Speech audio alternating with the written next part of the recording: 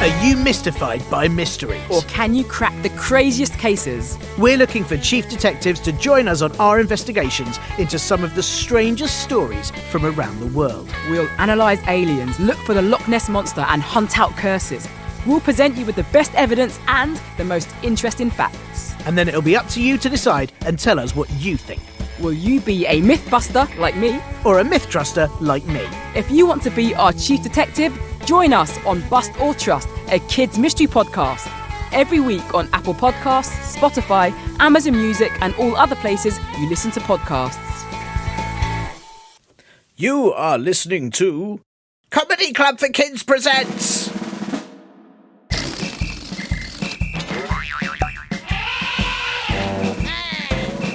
Radio Nonsense, Radio Nonsense, Radio Nonsense, Radio Nonsense, Radio Nonsense. Hello and welcome to Radio Nonsense, the official Comedy Club for Kids podcast that's suitable for all ages from to Yahoo! And everything in between. I'm Tiernan, of course I am. I mean, who else am I going to be? Gladys? No, it's me. And this week, listeners, I am conducting a very special project. Listen in here, right? No, closer. No, that's too close. Go away. It's annoying. Right, yes, about there. Now, I've got to tell you, there were a lot of celebrations that all happened last week. As you may know, there was Easter and Passover and Ramadan and Buddha's birthday and the Day of Finnish Language. And you may have also been celebrating, I don't know, your birthday or the 4th anniversary of the time that you ate that chip. Or like my one, my annual waving to a horse day, which all happened on that same weekend too. That one's only celebrated by me, the waving to a horse day, because every year on April the 8th I go and wave at a horse, and I've been doing that since 1863, so it's now a tradition. No, the horse never waves back, and yes, I will keep doing it till it does. One day the horse will wave. Anyway, if you're one of the listeners in the UK, though, you're probably on Easter holidays. And as you know, what happens in Easter holidays, you probably did it last weekend. Everyone goes on Easter egg hunts, which, as I've said before on the show, egg hunts are rubbish because eggs don't even really run away. Like, you don't need a net or anything to catch one. You just sort of pick it up. You don't need like an egg trap. They just sit there. You just pick it up and you put it in a basket. They don't even try to hide. Eggs just sit in a patch of grass and they don't even try to disguise themselves to look like the grass. They just stay all spotty and stripy. I do sort of wish they'd try a bit. Like, come on, eggs. Anyway, over the past weekend, this is when I wasn't waving at a horse, I managed to catch 400 chocolate eggs. And I decided that unlike previous years when I just sort of eat them all and then feel sick and then was sick and then I finished being sick and then I ate more chocolate eggs until I felt sick again and then I was sick and then I finished being sick and then I ate more chocolate eggs and so on and so on and so on. This year, I thought I'd do something different with them. So, yes, listeners, I am letting the chocolate eggs hatch. I'm assuming they'll eventually crack and out will come some little chocolate chicks, right? Because I've never let it happen before, but surely that's what happens when other eggs hatch, right? So you let them hatch, little chocolate chicks emerge, they grow into chocolate chickens, and then they'll lay chocolate eggs, and I will have an endless supply to eat all year round. Ha-ha, genius plan, right? Linda, it's a good plan, isn't it, Linda? For endless chocolate eggs, Linda. Where is Linda? Oh, wait, she's probably on her Easter holidays. So, as you've tuned in this week, I am patiently sitting on 400 chocolate eggs to keep them warm enough to hatch. And I don't know how long that's going to take, but hopefully I'll be able to give you the results very soon. And I have to say, sitting on eggs isn't very comfortable. I wouldn't make a chair out of them if that's what you were thinking you might do with your holidays, just make a chair out of eggs. Don't do it. Not very comfy at all. I have no idea how chickens do it all the time. But then I suppose eggs were already in the chickens' bums, weren't they? So then once they've laid them, it's probably still like sitting on their own bums. Maybe? I'm not sure, but thinking about it, I may have put myself off eating eggs ever again. Anyway, while I wait, if you have lots of Easter or leftovers from any other celebration, then one thing you can do is get any hot cross buns that haven't been eaten and some bagels that haven't been eaten, and you can play a big bread version of noughts and crosses. I'm aware in some parts of the world, like if you're in America, you might not call it noughts and crosses, you might call it tic-tac-toe. And I think that's because you play it with your toes and some tacks and some ticks who don't really want to be involved. Anyway, that is enough tips from me for your holidays, as I've got to concentrate on this sitting. So just to say, as I always do, if you have any questions you need answering, tips on how you hunt eggs, or anything else you want to send over really, then please do get your hopping gargloids, I'm sorry, grown-ups, to help you. Email me at podcast@comedyclub4kids.co.uk. Do also check out our live shows at comedyclubforkids.co.uk and see when we're going to be near you. We've got loads and loads and loads of shows coming up over the summer and loads of festivals too, so please come and see us live and grab our merch at comedyclubforkids.store, where we sell no eggs of any kind, but we do sell some extra great stuff, and I suppose you could wear one of the t-shirts on your bum if you really wanted to. Also, please do subscribe and listen to the new Bust or Trust podcast, which is co-hosted by me and the brilliant Athena Kugblenu. The one that's just come out is about a spooky hair-growing doll, and it's very, very good. Right, I guess I can't really do much while waiting for eggs to hatch, can I? I've just got to sort of sit here and twiddle my thumbs. Twiddly diddly doo doo doo doo. But you can have a far more exciting time than me listening to this most importantest bit. The incredible edible egg. Yes, I am very excited to tell you that I am once again joined by Matt Highton, aka Matt, who puts everything he sees into a plat, aka Le Grandiose Mathucales, high tunes of the Pickleverse, and as all our Dutch-speaking listeners will of course know you, Hij de nooit zijn handen vast in inch pleased. But of course, Matt, you are most well known for your extensive and lengthy travels all around the garden centre, for single-handedly halting the dangerous rise of a particular giraffe, and for your invention of the pie that contains a whole house. How are you doing? Good, mate. Good. Thank you. Thank you for that lovely intro. Yeah, good. You know, the garden centre is keeping me quite busy at the moment. I say the garden centre, it is the giraffe. He's got quite sneaky. We're having a bit of trouble with him at the moment. He got quite famous on the internet, so that's gone to his head. But he's also learned, those makeup tutorials. Yes. Where you can sort of. It started with contouring because he wanted a thinner neck, which we said was ridiculous. Yeah. He has a lovely neck. So we went through all this. But anyway, he got into a specific type of makeup tutorial where he can now pretty much camouflage himself anywhere. So as long as you come out of a certain door or you walk towards him in a certain way, you just can't see him. And it's just been a bit of a pain, actually. But I mean, it's one of those things because I think, from what I know about this giraffe, and forgive me, the name, I remember, is it Donald? It's actually Ronald. Ronald, not Ronald yeah, Donald. It's Ronald Donald, though. Ronald Donald, that's it. No. Sorry, that's where I got the confusion. Ronald Donald Wonald. Ronald Donald, that's it, the evil giraffe. And I think, look, I don't know if any of us would have been aware of the damage that he was going to cause if you hadn't intervened. Yeah, thanks, man. That's really kind. Yeah, he was he's in a bid to take over the world, and he was doing quite well at it, But I just think, some giraffes, when they're young, they just have a lot of energy, and they need somewhere to put that energy. Sure. And they can't all just be eating leaves all day. Some of them do invent a type of laser that could doom us all. Yes, so, yes.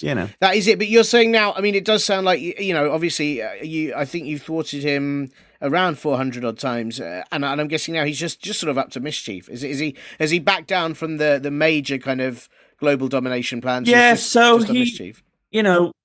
Global domination. The thing is with Ronald, I think he likes the idea of taking over the world, but the actual practicality of running the world isn't for him. So I think once he sort of realised that if he succeeded, there'd be a lot of admin and a lot more work than he ascertained.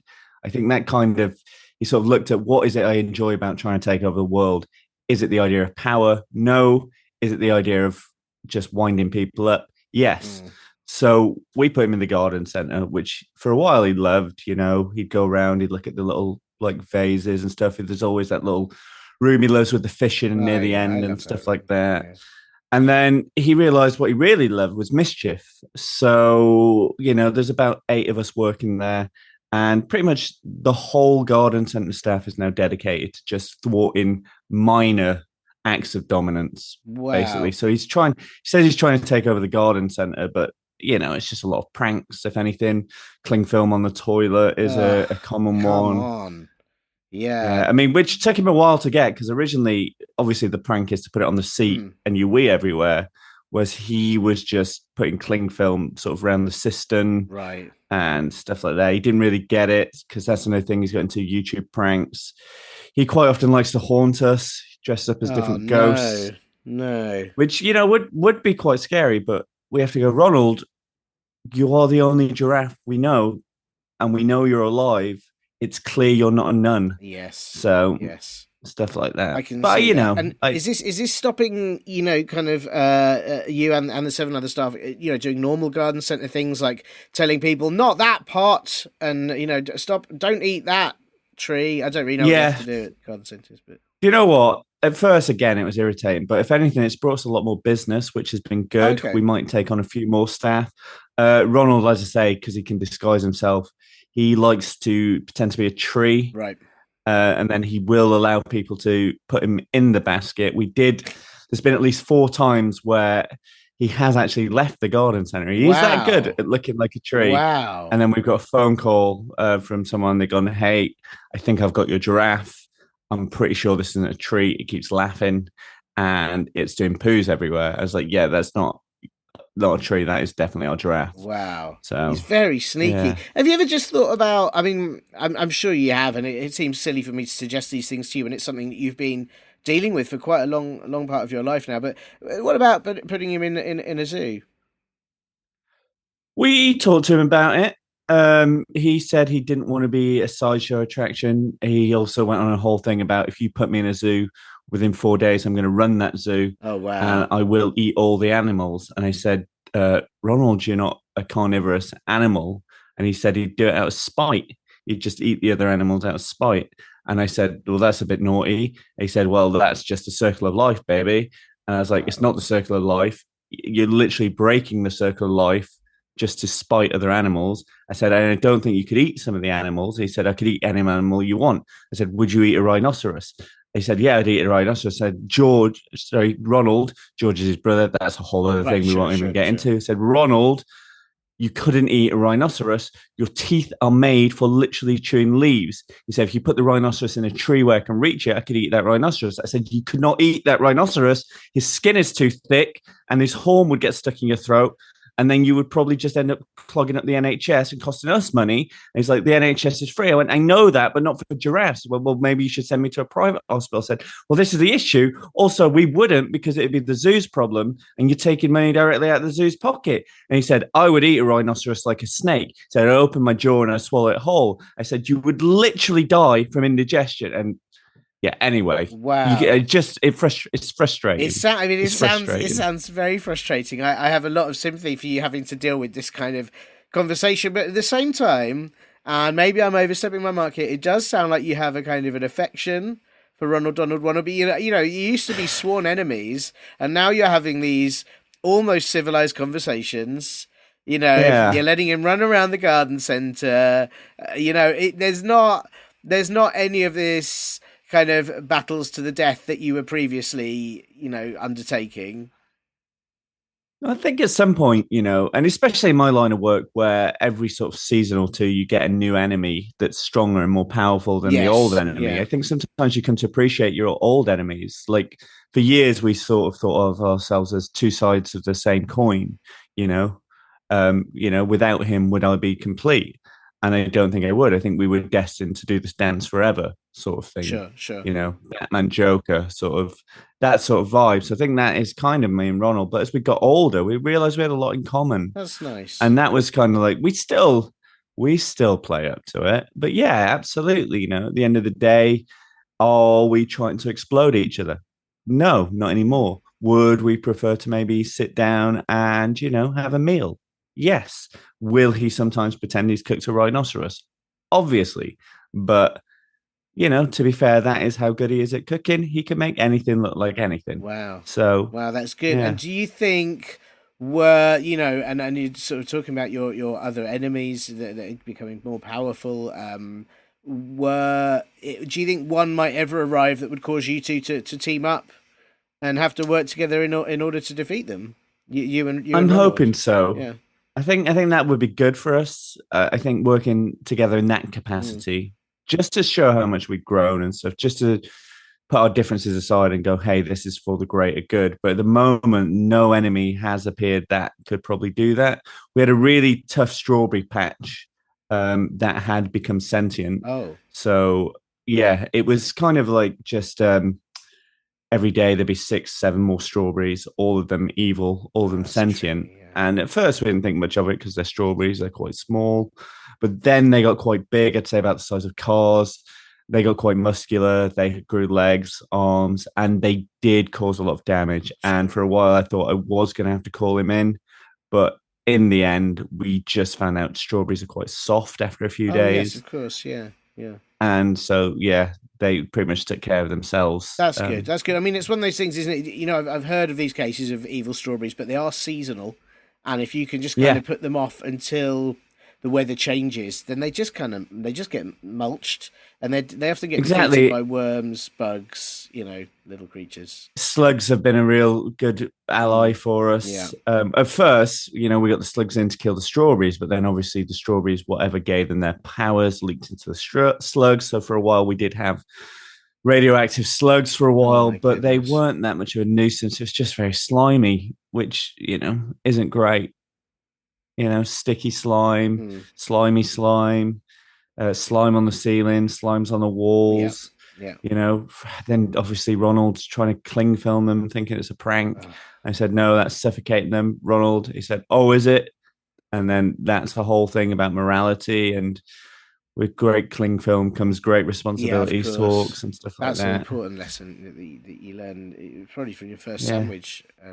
I think the main thing that's I think looking back retrospectively at like the last few years, our main issue that we've had at the Garden Centre is allowing it to be a sort of prison for super criminals. Right. I think that wasn't our best sort of business move. When the pandemic was on, we thought, how are we going to make a bit more money because we can't open, even though ironically Garden Centre is one of the only things that were allowed to open at the time. Of course, yeah. We didn't know that. We thought we were going to shut like everything else. So we sort of did Google, how can we make a bit of extra money? And the first thing that came up was, is your business an appropriate venue to house super criminals? And we thought, absolutely yes. Because you've got lots of fencing. You've got lots of fencing, lots of kind of garden ornaments that you could trap a criminal behind. Yeah, exactly. I mean, most of them did escape, like obviously. And that they are at large, and obviously there are issues. I thought some of them were quite small. Sorry to interrupt you, though. You said they're at large, but no. As far as some of them, from what I know of your escapades, some of them are quite small. Yeah, some of them are minuscule. We did have to shrink most of the staff down one day, right, just to sort of politely ask one of the super criminals to not eat some of the flowers, of course. Which is fair enough. But on a whole, I think it's good to change your business model from time to time.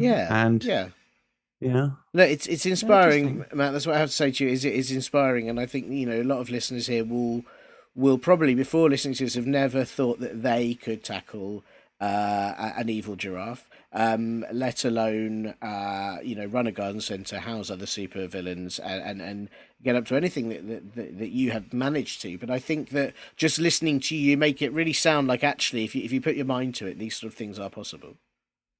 Yeah, anything's possible. I mean, anything. I never thought I'd say this sentence, but if you can house a radioactive fart cloud for sort of 18 months whilst it rehabilitates, you can do anything. And I'll stand by that sentence. Yeah, I was going to say, is that a strong wind can ruin that. Yeah. I was worried you were going to say, I'll stand by that fart cloud, and I thought, please don't do that. But you wouldn't have done that. No, I've learned from mums. Yeah, week one, that's the first thing you learn. Don't stand by the fart cloud. Sounds awful. Sounds, yeah. And if you do, make sure you have a cat or a dog to blame it on. Yes, that is. You've really thought of everything. Well, listen, Matt, it's an honour. It's an inspirational honour to kind of have you. Is that, I don't know if that's a thing. It's an inspiring honour, and honouring inspirations. It's one of those things to have you on the show, and it's really maybe all of those things. And I've got a question that has been sent in. I think it is potentially, like, you are the only person I think that could answer this question. But of course, before we get there, I have got a couple of admin questions that I need to ask you, and I know you've answered them before when you've done the show. So I just wonder if I could start by asking, this is an audio podcast. Most of our listeners do listen to it with their ears, but as I always say, they may listen with their bums, with their knees, their elbows. We don't discriminate however they want to tune in. And so I just wondered if you had a favourite noise you could tell us about, or preferably even make for us. I don't know if I can make the noise. I will try to recreate it, but it's quite difficult. But my favorite noise at the moment is if you hold two bees and rub their knees together. Wow. Bees' knees make a great noise. Yes. Just make like because obviously a bee makes like a bzzz, but its knees, two knees together, some more of a. It's very hard to. And they giggle because it's ticklish. So like you got that. They get like. It's very, very satisfying. That is lovely. Is that why very people hard. say things are like the bee? Oh, it's the bee's knees. People say things are really good. I assume so. Yeah, I assume so. I've never thought about it, but I assume so. Like that's the bee's knees. Yeah. It's a really good feeling. I have been stung a lot discovering that noise. I can't use my little finger at the moment because it got stung 19 times. Wow, so quite a big finger now. But yeah, it's huge. Yes, it's huge. But I just love that noise. It is. I love that noise, and I am going to continue to do that, even though legally I've been asked to stop. Sure. But I will continue, no matter how many times the police arrest me. That's fair. How did you discover that this? Because I have in my life once or twice seen more than one bee in an area. I've never thought I should rub its knees together, and that's on me really. No, I'd never had that thought either. It's a complete accident. I discovered this noise. I was in my house. I was just having my morning bowl of custard, as I do. And two bees were in the house, coincidentally, going the opposite direction, and they just happened to fly at such a close proximity to each other. Their knees just grazed for a second. And it's only because I was concentrating on the bees that I heard it. Just for a sec. I thought, hang on, what was that noise? 2-3 days go by. I'm still thinking about that noise. I start sort of, getting quite obsessive, quite compulsive. My wife leaves me after a while because it's all I'm thinking about. I've got boards of pictures up of bees on the wall with wool connecting them, trying to figure out what could have caused the noise. And it just hits me, maybe their knees rubbed together. So I originally shrank down using the shrink ray from the garden centre. That was a mistake. Nearly died several times trying to infiltrate the bees. Turns out, as good as your bee disguise is, they can tell. They can tell. Yeah.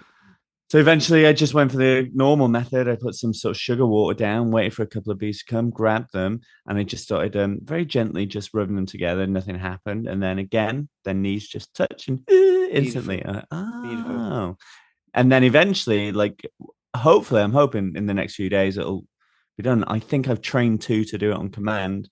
Oh my goodness! Alleviate all that system. Well, that would be wonderful because I there was that listeners may not be aware of this, but it was about 6-7 years ago. I remember that you put on a concert where you had lots of pairings of bees of different sizes, and you played several Mozart pieces. I think just with their knees. It was quite remarkable. Yeah. We did. I'm going to be honest now, and I have talked about this openly before. That was such a disaster. Right. The track was pre-recorded in the end. We sold so many tickets. We have apologized for this. We sold so many tickets. We thought we could put on this concert. We thought it was possible. It turned out it was impossible. You can't get bees to play Mozart. Beethoven, yes. We shouldn't have billed what the music was. Mozart, no. So in the end, we had to use a pre-recorded track. And if you look back at the concert footage, because there is footage of it, it looks like I'm playing and the bees are playing. But if you zoom in very close, I'm just getting stung for 3 hours straight. Right. So that is why a lot of people said, he looks so passionate when he plays the bee piano. No, I'm in agony through the entire 3 hours. That is very sad, but then it is quite, I have to say it's applaudable that you would yelp and as you got stung, you would yelp to the music, which I think shows an extra level of care that many others wouldn't have done. In the end, it just became a system to distract myself. I thought of, just focus on the next sort of second, one sting at a time. Yeah. This will be over. It felt like a lifetime, but it was over, and then, 3 hours.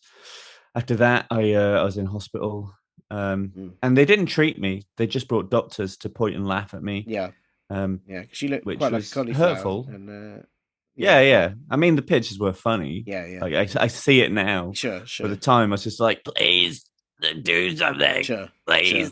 Yeah, Yeah, well, look, yeah. listen, Matt, it's an amazing noise. Definitely not one we've had on the show before, and obviously, I know there's a history of stings that may be difficult for you to kind of recall. But thank you for making that noise for this show. I do really No, appreciate it. Listeners will anytime. hopefully Thank you. not go out there and try and rub two bees together. Yeah, don't. Yeah, Do not. don't do that. Don't do that. It's stupid. It sounds really stupid.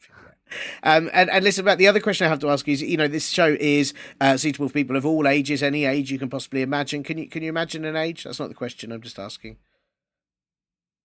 Weirdly, no. Oh, I can't imagine well, an that's age. awful. There's a lot. I mean, if you ever look it up, if you ever want to Google it, there are a lot of ages. Bronze? Yeah, Bronze? that's it's suitable, totally suitable for Bronze Age and Silver, Gold as well, Oh, good. Diamond, Marmite Iron. as well. Yeah, Oh, Marmite yeah, age yeah, is a horrible age. that's it. So suitable for all ages, not 100. Long story, won't go into it, but every other age is suitable for. And so I just want to check if there are any rude words that you won't be saying on this show. Absolutely not. It's like, could you imagine if I came out onto a podcast and said something like cackaplop?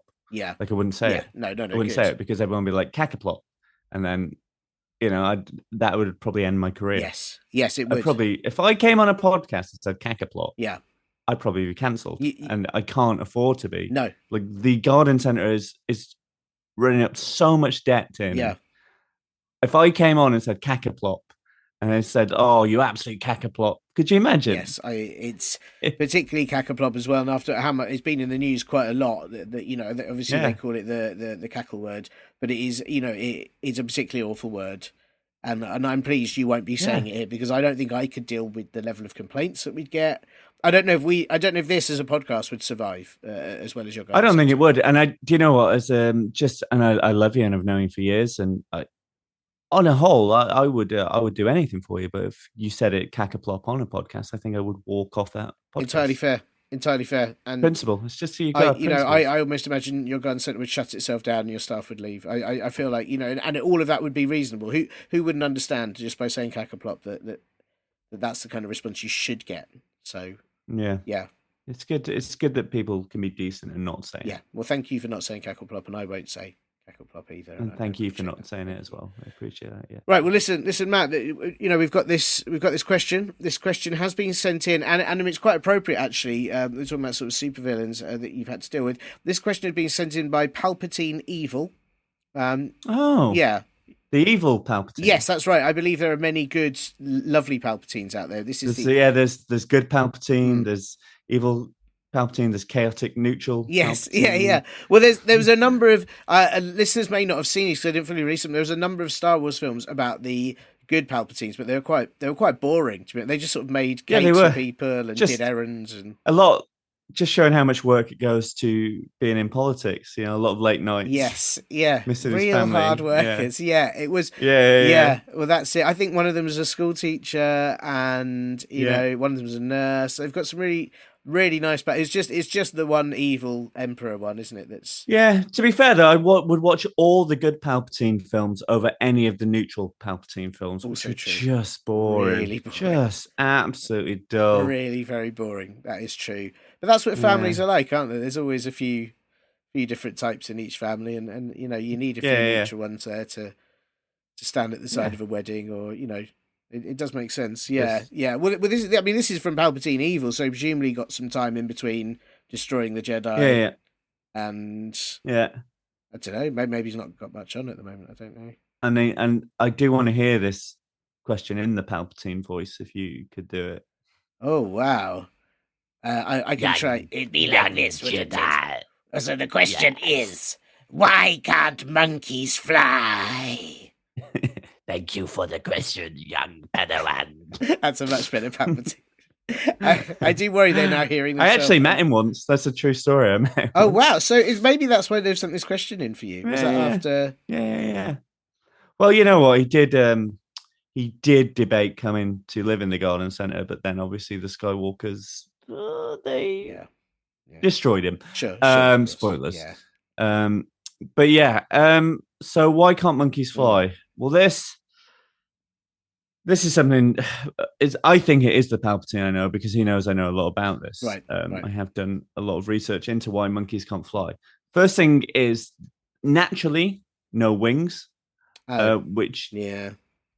but that's the first thing you would think. But then you find out there is a whole breed of winged monkeys. Oh. And turns out, like some birds, winged monkeys are flightless. They tend to basically live by the sea. Their wings are evolved for deep sea swimming. Oh, sure. And I'm thinking of penguins again, aren't Oh. Are you I? Thinking sure? of penguins. I don't know. Maybe what noise do monkeys make? Oh. No, there is a deep sea Yeah. monkey. Yeah, Yeah, no, I there you am go, right yeah. there. Yeah, the deep sea monkey. So they have wings, but they're evolved for catching fish Right, yeah. and yeah. just sort of general hijinks. So in nature, monkeys can't fly just because of evolution. We don't know if once they were capable of flight, we don't know if that's what happened, and then the wings just sort of adapted to the environment, which was by the sea. So it made more sense for them to sort of go, hey, you know what? I'm absolutely exhausted flying all the time. Why don't we just stay here on the beach, chill out, and then maybe go and get some fish when we're hungry? I mean, because I do, So that's probably I do worry that monkeys, like bird poo falls from the sky. It's quite horrible. But can you imagine yeah. if monkey poo fell from the sky? I can imagine it, and I do imagine it daily. Mm. It's one of my biggest fears is to be sort of just giving, say, a speech or something like that, and then to be put on out of nowhere by monkeys. And this is the worrying thing. There's a group of monkeys. I think they're in North America. Right. No, that won't be right. It's Caribbean. It's the Caribbean. Right. Sure. There's a group of monkeys in the Caribbean that are actually attempting to achieve flight. Right. So they have started using rudimentary tools like just your ordinary like basic tools like early man that are capable of just sort of riveting and sort of welding and stuff like that, and they are getting close to cracking flight now because we're humans and we understand that how planes work and things like that. We would imagine that monkeys would do the same. They'd sort of make a monkey plane, which essentially they have done, but they have left in the seats, and I have noticed this, a hole for their bums to fit in. And I do worry if their whole thing is to fly over pooing. And this is what I worry about is one monkey pooing on you is bad. But these planes, these monkey planes, from the size of them, I'd say they are looking like they could carry up to 200 monkeys. Proper passenger monkey planes. Yeah. And I looked at the menu. There's a lot of prunes on the menu, a lot of fresh fruit. Yeah. So I worry that they are trying to achieve flight, which is incredible. I'm not taking that achievement away from them. I think if monkeys can achieve flight, they can build a plane that works. Incredible. Well done, monkeys. But if their goal for it is to fly over human cities, towns, villages, just to poo on us, I'm going to say that isn't the best use of their time. No. Well, I don't really know what else they do with their time. They're monkeys. They just sort of they'd kind of eat fruit, swing about a bit. Yeah. Yeah. I mean, rivet, weld. Yeah. I mean, are you suggesting there are better uses of a monkey's time than building a giant plane so they could poo over human cities? You know what? Humans, ourselves, we spend a lot of time doing stupid things like working, being awake, eating yogurts, not watching TV, stuff like eating yogurts, just stupid stuff. Yeah. Monkeys, they've got it made. They're just having a good time. Yeah. Why would they want to put their time into aerodynamics? Because if they crack this, because the other thing about these planes is they are fully electric. Right. They are looking like they're going to be the ones to crack the electric plane. Well, that's wonderful. Yeah. Which means, people are going to want that. They're going to want to buy it. Then suddenly you look 10 years down the line, two things, monkey poo everywhere, but also monkeys paying rent, sort of going to work, eating yogurts. Sure. I don't think it's good for them. No, I mean, I'm gonna. I don't know what the future of kind of monkey technology would be, but if they're going to make planes electric, that's a really good thing. Maybe they'd work better. Maybe they'd sort out rent problem. Maybe they are, they're looking at the world and how we've messed it up and gone, actually, as monkeys, we can achieve this in a much better, more sensible way, while also pooing Oh, yeah. everywhere. But hey, maybe their poo is manure and can sort of fertilize areas. See, this is why I like talking to you, Tiernan, because you're an optimist. always. And you looked at that in a completely different angle to I did. Maybe that is it. Maybe, a couple of monkey planes here, a monkey car, a monkey phone. Next thing you know, they're tearing down the Statue of Liberty, and there's an old man on his knees screaming, "You did it! Well done, you guys! You absolutely did it!" There's also, and I don't want to pretend that this would be the high point for me, but no, I mean, I don't know why it would be the high point for me. The body of these planes, I don't know what you call it, the middle bit, the bit with like the nose, the bit where they sit in, would it look like a banana? Yeah. Oh, yeah. I mean, come on. Like a banana. Yeah, then you'd have a flying banana. They had to. This is what I read. I don't know if this is true. This is what I read.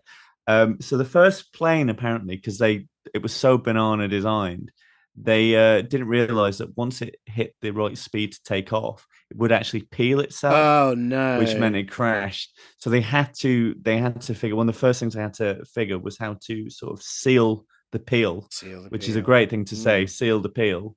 So they would in monkey they go, which meant seal the peel.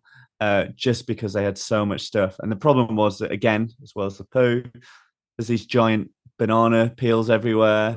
And people were driving around in go-karts, skidding everywhere. It was a nightmare. That sounds terrible. It's hard enough dodging all the shells, and now you've got to dodge giant banana peels too. I mean, it does sound like there'd be a difficult period, but I can't help but feel that eventually this may end up being a good thing. Yeah, maybe it's just because I'm old, Hard to accept these changes. Yeah, absolutely. You're used to a world where monkeys don't fly. Exactly. I mean, and I just got used to that. But for the kids listening, maybe, who are going to grow up with these technologies, they probably won't think about it in the same way I do. So yeah, maybe I'm wrong. Maybe that's. I'm just saying. What happens when you get to 400 years old? Well, you are very old, and you have overseen a lot of changes in your time that you've accepted. Maybe now you've reached a point where you just like things as they are, and you're unable to see that. But monkeys make electric planes. Monkeys make bananas that keep the peel on. Monkeys eventually, I don't know. Probably make an ice cream scoop that releases the ice cream itself, or make chips with ketchup already inside. They'll do brilliant things. And then they may make a device that you can put two bees in and harmlessly rub their knees together to create a series of notes. I mean, if that happened, then I'd be very happy. I guess that's the thing, isn't it? We just have to encourage the best in people and in monkeys. And that is all we can do. I guess it's a beautiful note for this podcast, and I hope listeners everywhere know that they need to encourage the best in monkeys. They should be going out there, cheering on those monkeys, encouraging them to build. Plane. Maybe not the pooing bit, but the other bits. I think that's lovely. Yeah. Wow. Well, thank you, Matt. Thank you for what a thoughtful, careful answer, despite the fact it's been asked by one of the most evil people in the universe.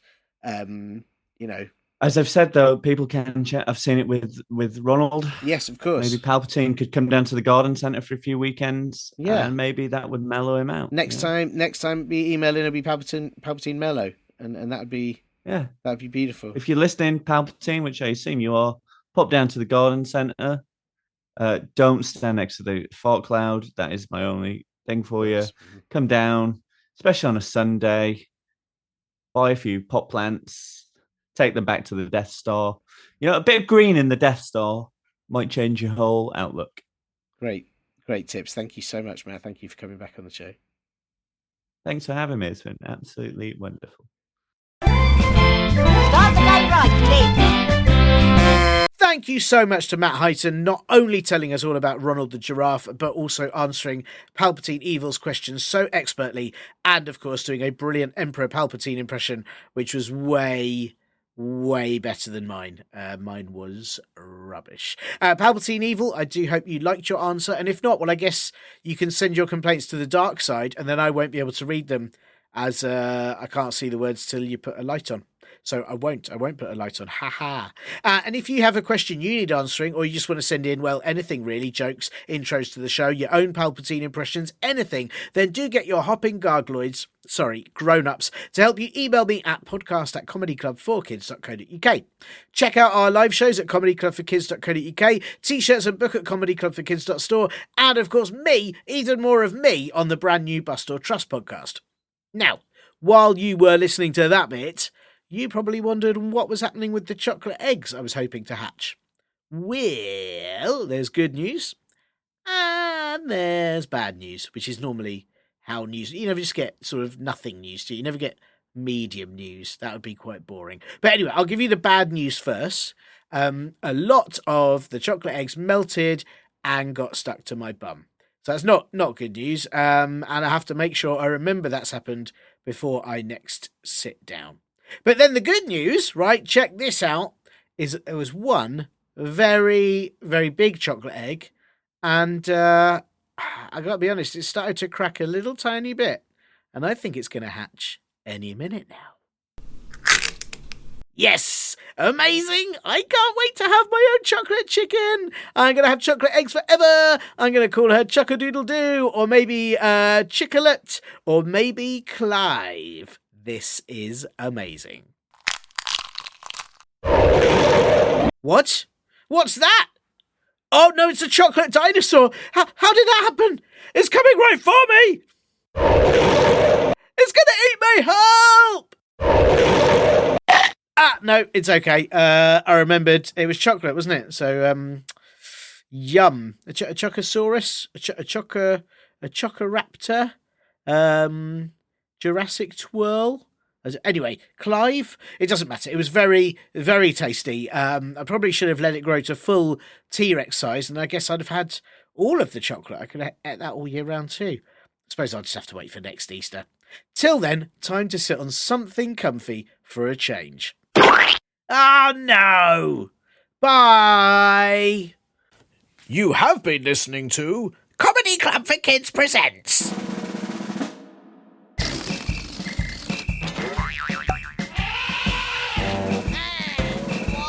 Radio nonsense! Radio nonsense! Radio nonsense! Radio nonsense! Radio nonsense! It's the end.